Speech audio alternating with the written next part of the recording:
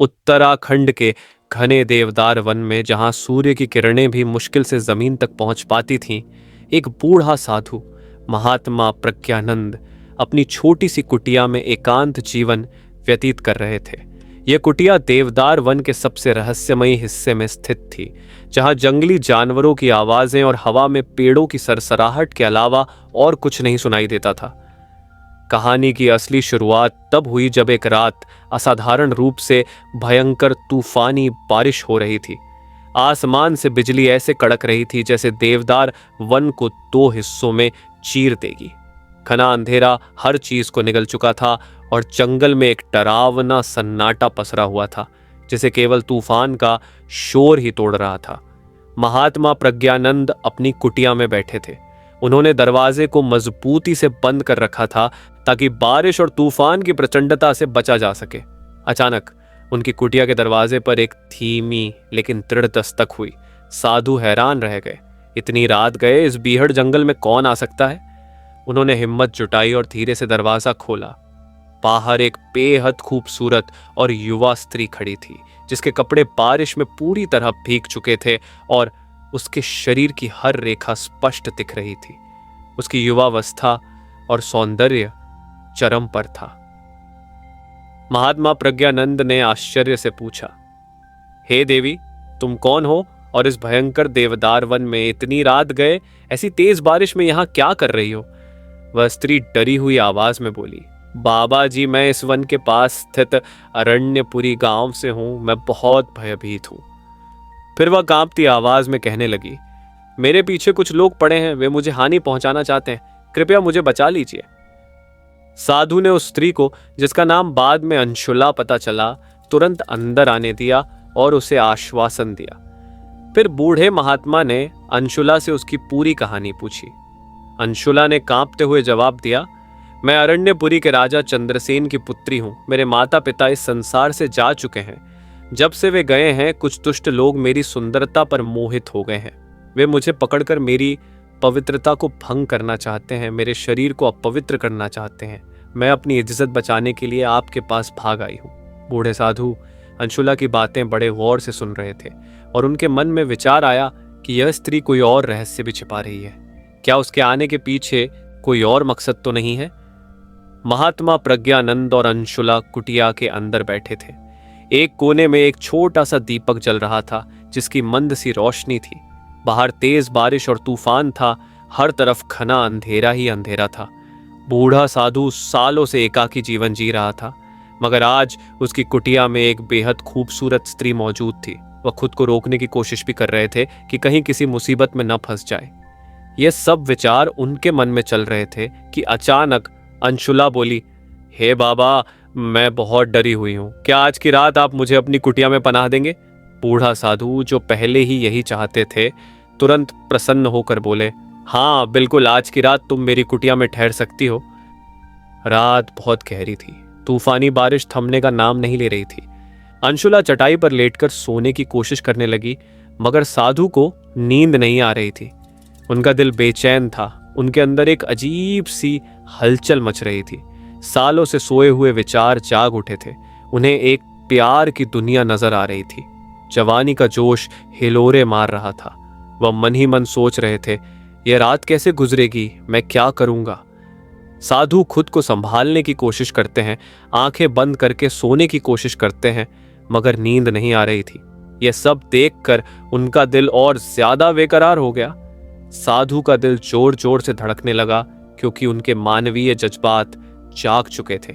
अचानक किसी के रोने की आवाज आई। साधु चौंक गए और जल्दी से अंशुला के पास गए। उन्होंने देखा कि वह स्त्री रो रही थी। साधु ने पूछा, हे पुत्री, क्या हुआ? तुम क्यों रो रही हो? अंशुला ने डरते हुए जवाब दिया, मेरे साथ कुछ ऐसा हुआ है जो मैं किसी को नहीं बता सकती। यह सुनकर साधु हैरान रह गए और बोले, ऐसी क्या बात है जो तुम मुझसे नहीं बता सकती? आखिर कौन सा रहस्य छिपा रही हो तुम? वह स्त्री कांपते हुए बोली, मैं कोई अच्छी स्त्री नहीं हूं, मैं एक बुरी स्त्री हूं। मैं अच्छे काम नहीं करती, मैं बहुत प्यासी हूं। फिर उसने एक ऐसी बात कही कि साधु का खून ही सूख गया।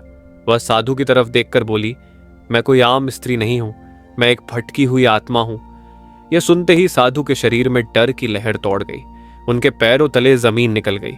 वह डर के मारे घबरा कर बोले, अगर तुम एक आत्मा हो, मैं ये कैसे या किस आधार पर मान लूं?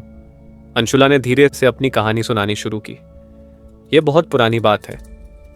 मैं एक राजकुमारी सुमेधा थी, मगर एक व्यक्ति मुझसे विवाह करना चाहता था जिसे मैं पसंद नहीं करती थी।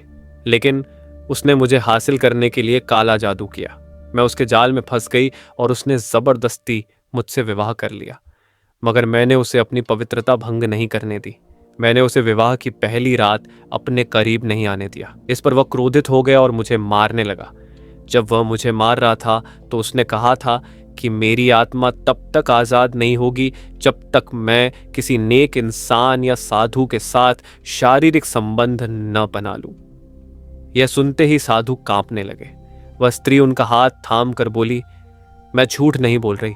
अगर तुम आज रात मेरे साथ न सोए तो मैं हमेशा के लिए इस देवदार वन में भटकती रहूंगी और मेरी आत्मा को कभी सुकून नहीं मिलेगा। साधु का दिल जोर जोर से धड़कने लगा। अंशुला अपने नरम हाथों से उनके शरीर को छू रही थी, मगर वह गहरी परेशानी में थे।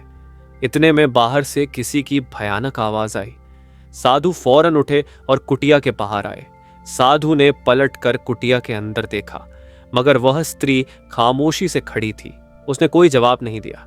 अचानक एक साये ने उनके करीब आकर गर्जना भरी आवाज में कहा, मैं वही हूं जिसने इस स्त्री को तुम्हारे पास भेजा। मैं क्षुद्र शक्ति का स्वामी भैरव हूं। यह वही साया था जिसने काला जादू करके अंशुला को कैद कर रखा था। भैरव जोर से हंसने लगा और बोला, साधु, तुम मेरे जाल में फंस चुके हो। अब तुम अपने पथ से भटक चुके हो। साधु ने दृढ़ता से कहा, तुम्हारा काला जादू मुझ पर असर नहीं करेगा। तुमने सोचा था कि मैं एक खूबसूरत स्त्री को देखकर भटक जाऊंगा, लेकिन नहीं। यह सुनते ही अंशुला ने अपनी नजरें झुका लीं, जैसे वह भी शर्मिंदा हो रही हो। भैरव जोर से चीखा और बोला, तुम्हारे अंदर भी तो इंसानों वाले जज्बात होंगे, तुम मेरे जाल से बच नहीं सकते। साधु ने आंखें बंद की, ऊपर देखा और फिर आंखें खोलकर बोले, हे शैतान भैरव, मैं तुम्हारे फरेब में कभी नहीं आ सकता। अंशुला की आंखों में आंसू आ गए। वह भी सोचने लगी कि मैं यह क्या कर रही थी। साधु ने अपनी आंखें बंद की और सोचने लगे कि इस मुश्किल से कैसे बच सकते हैं। फिर साधु ने आंखें खोली और अंशुला से कहा, तुम अपने अंदर झांक कर देखो कि तुम क्या करने वाली थी। मैंने कभी किसी दूसरे की तरफ से बुरी नजर से नहीं देखा, फिर तुम क्यों मेरी पवित्रता भंग करना चाहती थी? अपने आप को संभालो और सोचो कि तुम क्या कर रही थी। यह सुनकर भैरव जोर से हंसा और बोला, ऐ साधु, अब बहुत देर हो चुकी है। अंशुला ने साधु की तरफ देखा और आहिस्ता से कहा, मुझे कुछ नहीं मालूम कि सही क्या है और गलत क्या। मैं सिर्फ इतना जानती हूं कि मेरी आत्मा को सुकून मिलना चाहिए और आज़ाद होना चाहिए। साधु ने नरमी से कहा, तुम्हें अपनी आत्मा के लिए नहीं बल्कि खुद के लिए जीना होगा। यह जंग तुम्हें खुद लड़नी होगी। साधु की बात सुनकर वह स्त्री चौंक गई। उसने गहरी सांस ली और कहा, तुम बिल्कुल सही कह रहे हो। यह जंग सिर्फ मेरी है और मैं खुद लड़ूंगी। फिर उसने अपनी आंखें बंद कर लीं और सुकून महसूस करने की कोशिश की। उसी लम्हे भैरव दहाड़ते हुए बोला, क्या तुम मुझे शिकस्त देने के लिए तैयार हो? अंशुला ने मजबूत लहजे में कहा, हाँ अम्मा, मैं तुमसे लड़ने के लिए तैयार हूं। तुम भी तैयार हो जाओ। फिर उसने आहिस्ता आहिस्ता अपना हाथ उठाया और उस साये को पकड़ने की कोशिश की। जैसे ही उसने साये को छुआ, तेज हवा चलने लगी और साया हवा में उड़ने लगा। वह साया खुद को बचाने के लिए तड़पने लगा, मगर अब उसका बचना नामुमकिन था। अंशुला ने हिम्मत से उस साये भैरव को नेस्त नाबूद कर दिया। जब सब कुछ खत्म हो गया तो उसने आहिस्ता से अपनी आंखें खोली और अपने सामने साधु को पाया। उसकी आंखों में शर्मिंदगी थी और उसे एहसास हो गया था कि वह अच्छा नहीं कर रही थी। वह साधु के कदमों में गिर पड़ी और बोली, मुझसे बहुत बड़ी गलती होने वाली थी, मगर आपने मुझे बचा लिया। मैं दिल से आपकी शुक्रगुजार हूं। साधु मुस्कुराए और बोले, कोई बात नहीं, अब तुम यहां से जा सकती हो। अंशुला ने सर झुकाया, आंखों में आंसू लिए और खामोशी से उस देवदार वन से निकल गई। हमेशा के लिए उसकी आत्मा आजाद हो गई और उसने एक नया जीवन शुरू किया। दोस्तों, उम्मीद करता हूं कि आपको ये कहानी बहुत अच्छी लगी होगी। अगर आपको ये कहानी अच्छी लगी हो तो वीडियो लाइक करके हमारे चैनल को सब्सक्राइब जरूर करें। तब तक के लिए धन्यवाद।